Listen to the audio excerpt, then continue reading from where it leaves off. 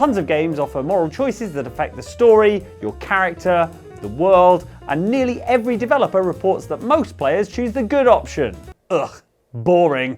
Some brave games out there buck this trend, not because more players choose the bad option, but because these games deliberately throw moral choices out the window and make their hero an anti-hero. To avoid putting off paragon-leaning players, however, these games are also deliciously tongue-in-cheek, encouraging you to embrace the darkness in fun and hilarious ways. Just consider these 7 ridiculous games that let you go full chaotic evil. Beware some spoilers for the following games and the temptation to go while watching.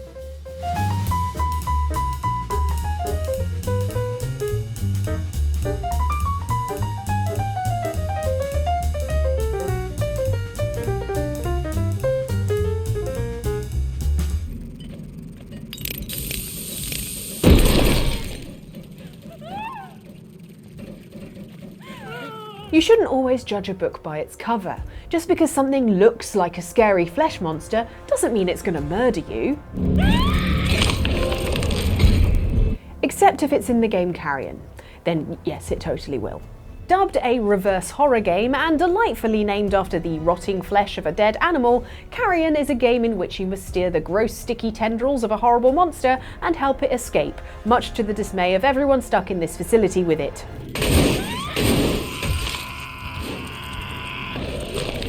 Hey, don't worry folks, just keep calm and carry on. Sorry. You're not sorry. The game is gleefully gross as you squiggle your way around and get bigger and bigger by consuming any humans unlucky enough to get in your way. As well as getting to play a big scary monster from an 80s B movie, you unlock different skills to help you escape. You can put up horrible growths for you to save your progress, and upgrade your tendrils to shoot webs, like Spider-Man if he got put through a shredder. Although we're pretty sure Spider-Man has never done this with his web shooters.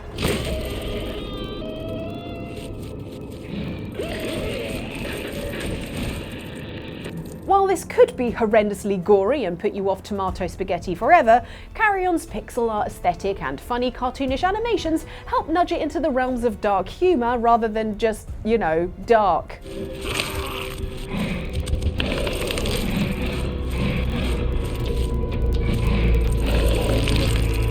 That helps me feel better as I'm munching on the limbs of my 150th scientist. It's finger-licking good! Sorry, again.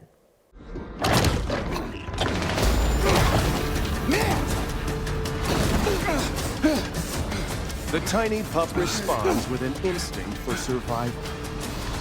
You maybe want to turn off that camera. To quote Nelly Furtado on the subject of man-eaters, you wish you never ever met her at all. Such is the case for any living creature who encounters you in the video game Maneater. In this game, you swap out your feet for fins, as you take control of a female bull shark who can chomp down more seafood than me at Red Lobster's all-you-can-eat shrimp night. As well as a taste for turtles, your shark also has a thirst for revenge. In the opening of the game, you play as your shark's mother, only for her to be killed by a hunter who cuts you out of her, thereby immediately going to the top of your shark's list. As in, your shark is hoping to eventually digest and excrete him. It's with this justification that you're told to go out, grow up, and ultimately chomp down on as many humans as possible, even if they're not in the water. Just when they thought it was safe to go out on that nice little pier. But chomp down on humans you must, and in all honesty, watching your shark flop about, gnashing his teeth at screaming pedestrians, is certainly one of the silliest things we've seen in a video game.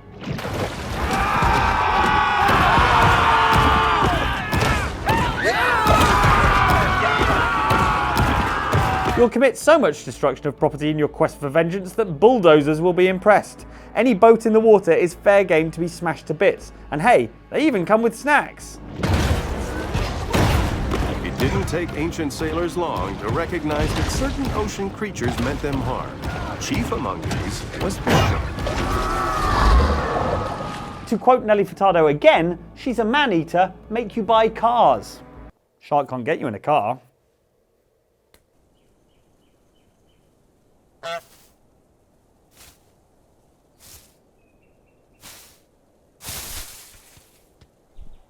There's nothing quite like relaxing in an English country garden and listening to the birds. Unless any of those birds is a goose, in which case it's nothing at all like relaxing.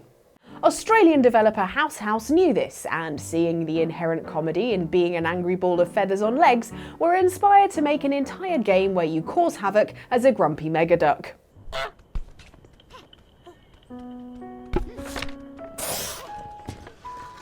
This puzzle adventure sees you waddling your way through a quaint country village, where you are forced to terrorise its residents in order to tick off the goose's to-do list.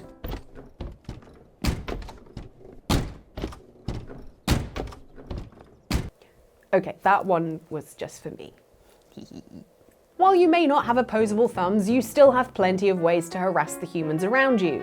You can steal things, flap your wings aggressively, and most importantly, honk. No one in this village is safe from your nonsense.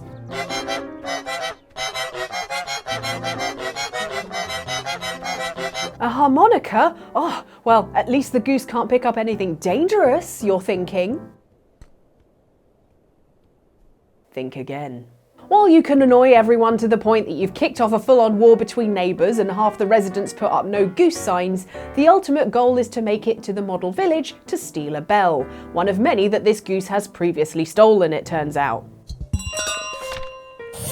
But for us, the main joy here is being a kaiju goose and destroying this teeny village. This is the Godzilla film they refused to make. Honk! Harold, come on back! You gotta see this! They got a talking horse on the TV! I ain't never seen nothing like... Ah! Little green spaceman! I am not green. In most alien-themed games, you play as humans fighting off some extraterrestrial menace in order to save Earth. In Destroy All Humans, you do the opposite of that. And it seems to be a popular choice for players, going by how this 2005 game sold enough to spawn a sequel, multiple spin-offs, and even some recent remasters. Let's get funky. In this parody of old-school alien invasion films, you play as one of the invading aliens, namely Crypto, an extremely grumpy alien who is hell-bent on destroying Earth. This planet is easy pickings. And yet is still somehow better for the environment than the other kind of Crypto. Alien Crypto has access to a wide range of extraterrestrial weaponry and gadgets with which to aid him in his boss's plan of world domination. The Zap-O-Matic to electrocute people until their heads explode, Psychokinesis to yeet people and things about, and the anal probe that also makes people's heads explode. Surely by now, aliens have learned all there is to know about the human butt. Destroy All Humans does what it says on the tin. It's so full of ridiculous gear to help you take over the globe, and all of it is so silly to use that you happily ignore the ordinarily obvious moral quandary as to whether or not you should use something called a disintegrator ray. Throw in a flying saucer that you can use to hover around and blow things up from the sky, and we're sorry, but humanity's days are numbered. Pew pew!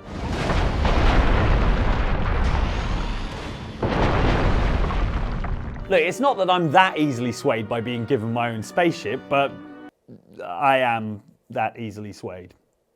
Good morning, officers. Be quiet, Guidebot. All right, buddy, you're coming with us. But officer, we just started the tour. The tour's over. We don't want a sick bum in an ugly tie walking around on opening day stinking up the place. Nor do we actually want to touch that guy. Ugh. Destroy All Humans wasn't the only 2005 comedy game where you're playing an outsider hell-bent on disrupting a once peaceful settlement and bending it to your will. No, not Animal Crossing Wild Woods. Out just a few short months after Destroy All Humans and also recipient of a recent remaster, Stubbs the Zombie, Rebel Without a Pulse, has you play a more terrestrial threat than its sci-fi counterpart. Ah, goodness!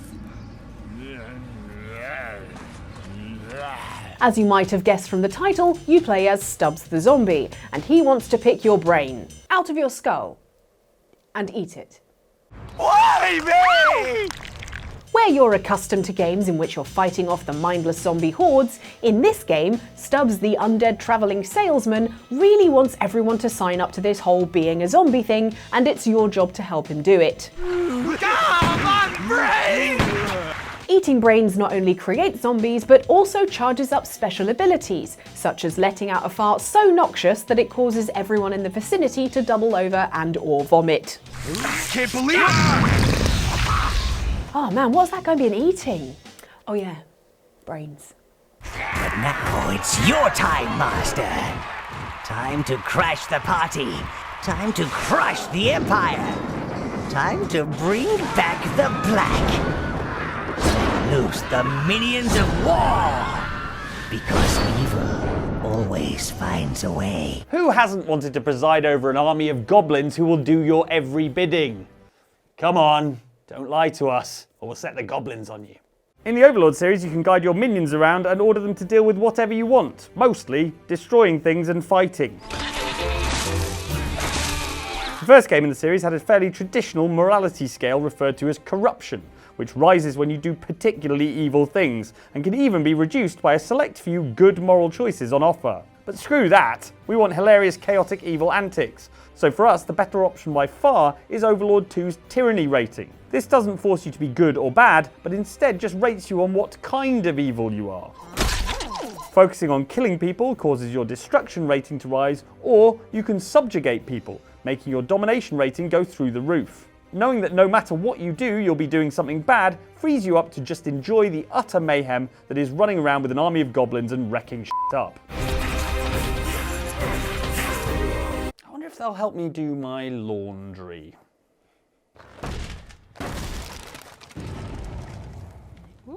Hello. Hi. Oh, someone in my murder basement. What are you talking about? Someone. All right. Oh no! Flee the murder basement. Look, it's not ideal to be kidnapped by some strange entity only to be murdered by serial killers over and over again, but to sound slightly unhinged, it can be fun. At least that's what asymmetric horror multiplayer Dead by Daylight proved to a lot of players out there. And while it can be enjoyable scurrying around getting a nice adrenaline rush from escaping a killer, it's even more fun to be the killer. Jane. No! Curses! Sorry. Curse you, Ellen. Curse you and your ruses. With the huge roster of characters, including many from iconic horror franchises, you can utilise a whole host of evil tricks to murder and torment your victims. Super duper well. Oh wait, you can't do that. Apparently I can. And if you are one of said victims, switching from pursuee to pursuer can open up a whole new world of possibilities for previously terrified players. Run, Andy. I am running. Instead of screaming while being chased, you can giggle away as strangers, or even better yet, your friends, panic run away from you as fast as their digital legs can carry them. Curse. Curse you. Hi. Fortunately, my friends don't react to me like that in real life. Usually. For the full chaotic experience, we definitely recommend playing with friends that you can hear over some kind of voice chat. This way, you can enjoy their screams and cries for help when you hook them up for the entity or relentlessly chase them down. Hi. Oh my lord, seconds away from helping you. What the heck? Just to reiterate, this is not how my actual friendships play out in real life. But our favourite thing is that this way you can really get into the role and scare your friends even further by, for instance, humming along to the Huntress's song as you stomp around. Can't tell the difference between the Huntress humming and Ellen humming, which is Yeah. difficult.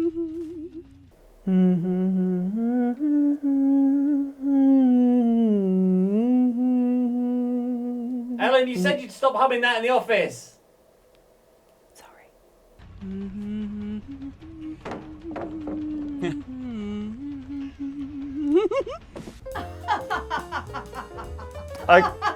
Okay, Ellen's gone full evil, so we better wrap this thing up pretty quickly. Please do like and subscribe if you can, and if you'd like to watch something else, we've got a video up here from Outside Xtra, and one down here from Outside Xbox. Enjoy those, we'll see you next time. I'm worried about her.